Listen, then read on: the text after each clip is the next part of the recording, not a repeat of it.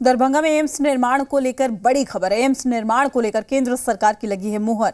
दरभंगा के शोभन में बनेगा एम्स और बिहार सरकार से केंद्र सरकार ने कहा है कि मिट्टी भराई के बाद बिजली पानी सप्लाई की व्यवस्था करने के लिए। तो ये बड़ी खबर आप तक पहुंचा रहे हैं और बड़ी जानकारी है, क्योंकि लगातार इस पर जो मामला है कहीं ना कहीं फंसा हुआ दिखाई दे रहा था।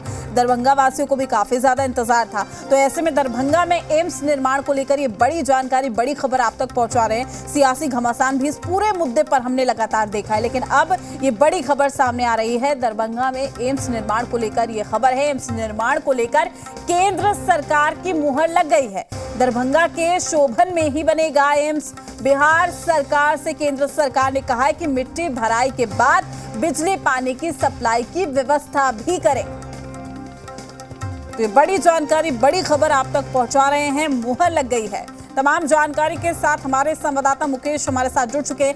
मुकेश, क्या कुछ जानकारी, चूंकि ये एक ऐसा मुद्दा है जिस पर हमने लगातार सियासी घमासान भी देखा है और एक लंबा इंतजार था, अब इस पर केंद्र सरकार की मुहर लग गई है। जी, मैं बता दूं कि आपको ये निश्चित रूप से मिथिलांचल सहित उत्तर बिहार के साथ, उत्तर बिहार के 27 जिलों के साथ पड़ोसी देश नेपाल के लिए एक बड़ी खुशखबरी है। खुशखबरी है कि दरभंगा एम्स को लेकर के जो लाख तरह की बातें थी, कई तरह की विवाद थे आपस में, सब आज क्लियर हो गया कि अब दरभंगा एम्स जो है सो शोभन बाईपास में बनेगा। इन सब बातों को लेकर के सारे बात जी बिहार झारखंड में पहले ही शुरू से ही खबर चलाई थी। और जो उस समय जल संसाधन मंत्री बिहार सरकार के संजय दा थे और कई तरह की बातें थी हुई थी, उसमें यह भी बात क्लियर हो गया था कि अब जो दरभंगा एम्स है वो दरभंगा शोभन बाईपास में ही बनेगा।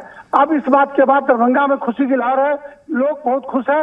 इसमें मैं आपको बता दूं कि जिस तरह से एम्स को लेकर के कई तरह की राजनीतिक पहल हुई थी, दरभंगा डीएमसीएच में बनाने की बात थी, उन सब जो मिट्टीकरण हुआ था, डीएमसीएच के कई भवन गिराए गए थे, लेकिन फिर जैसे ही जो उस जगह को चिन्हित किया गया, कई तरह की बातें और आज क्लियर हो गया कि निश्चित रूप से दरभंगा एम्स अब वो शोभन बाईपास में बनेगा।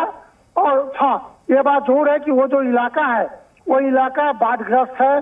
जमीन जो है सो लगभग सड़क से 17 से 18 फीट नीचे है। लेकिन कई तरह की वो जो बातचीत हो रही थी, जब समुद्र में भी जब भवन बन सकता है, मकान बन सकते हैं, तो यहाँ एम्स क्यों नहीं बन सकता। लोग बहुत खुश हैं। अब देखने वाली बात है कि सरकार जिस तरह से निर्णय आज लिया है, उसके बाद कब से निर्माण कार्य शुरू होता है, कब शिलान्यास होती है, इन सब बातों को लेकर ये बड़ी खुशी की लहर है। जी मुकेश, आपका शुक्रिया तमाम जानकारी साझा करने के लिए। तो एक बेहद ही अच्छी खबर।